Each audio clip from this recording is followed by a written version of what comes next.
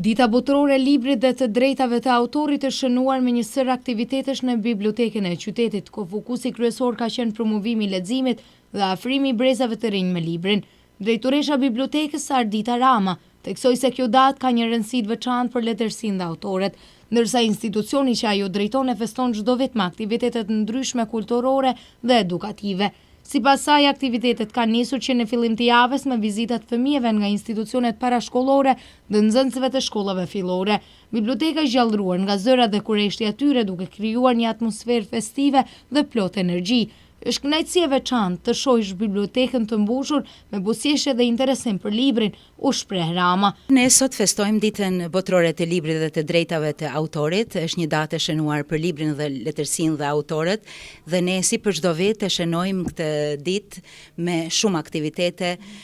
Kemi filluar javën me vizita të fëmijëve dhe nxënësve nga institucionet parashkollore dhe nga shkollat fillore, dhe me të vërtetë biblioteka këto ditë aq është e hareshme, po gumzhin nga zërat e fëmijëve, nga buzëqeshjet, nga kurreshtja atyre, dhe ky ishte, do të thotë,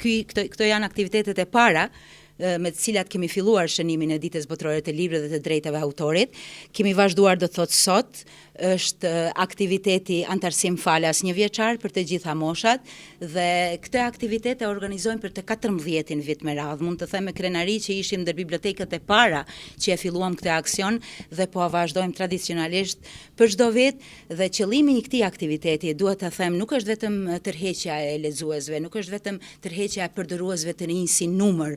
po në radhë të parë është nxitja e leximit dhe nxitja e dashurisë për librin, si dhe të ngrisim pak vetdijen për rëndësinë e bibliotekave në çdo shoqëri. Po ashtu, përveç antarësimit falas, i cili sot po kalon shumë bukur dhe me të vërtetë ka shumë të interesuar, vazhdojmë ditën e premte, do të kemi një perurim të librit me shkrimtarin e Vendas, me Gazmen Çetakun, i cili po paraqitet me një libër për fëmijë, Aventurat e Dorartit, dhe me të them të drejtën, jam si udhëheqëse e bibliotekës, si njeri do thotë i librit, që shpesh them nuk është që e kam librin vetëm profesion, po edhe pasion. Më vjen shumë mirë që këtë libër po perurojmë mu për ditën botërore të librit. Bëhet fjalë për një libër për fëmijë, nuk është shpesh që të dalin, që të botohen libra për fëmijë, e posaçërisht në vendin tonë, në Ulqin, dhe Gazmen Çitaku ka bërë këtë hap, unë e përgëzoj shumë, po i bashkangjitet emrave të njohur të shkrimtarëve për fëmijë të Ulqinit, siç është Hajru Ulqinaku, Ibrahim Berjashi Indier, Aslan Bisha etj, dhe me të vërtetë më vjen mirë që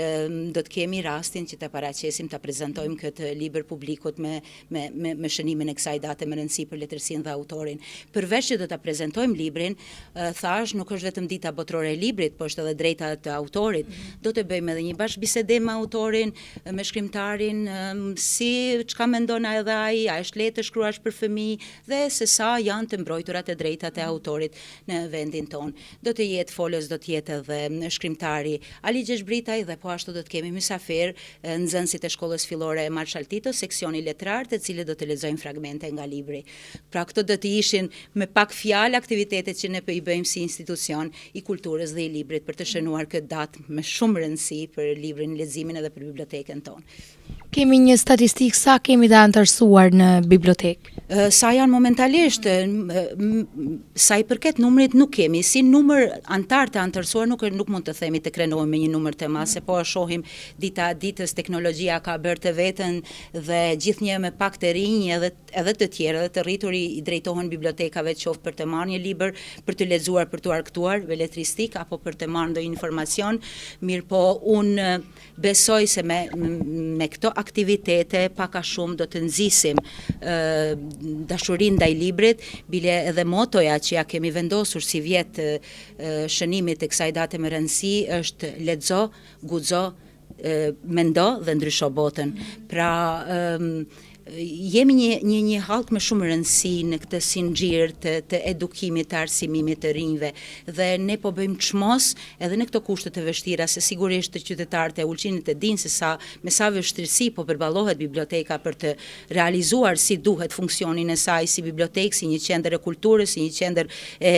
edukimit jo formal, dhe është shumë vështirë që në këto kushte të punohet dhe të afrohet libri, botimet e reja, të cilat për fat të keq nuk janë të shumta lexuesit dhe atyre të interesuarve që janë për librin në përgjithësi. Megjithatë, përtej aktiviteteve, Ardita Rama ngriti shqetësime serioze për gjendjen e bibliotekës. Ai i bëri të ditur se objekti vazhdon të përballet me probleme të mëdha infrastrukturore, përfshirë dëmtimet nga uji që kanë rrezikuar fondin e librave. Kjo është ajo që na dhem shumë. Të thotë, për fat të keq, biblioteka në fund të vitit 2022 ka pas shpërballur me probleme, do thot na ka hyrë uji nga çatia në të gjitha repartet e bibliotekës, edhe pse në fillim të vitit 2023 është vendosur një konstruksion i çatisë, por për fat të keq uji vazhdon të depërtojë në bibliotekë, repartet, do thot ambientet e bibliotekës nuk janë renovuar, edhe pse i jam drejtuar me qindra herë organeve kompetente që të ndërmarrin masa të renovojnë hapësirat e bibliotekës, se këtu janë probleme të shumta. Në radhë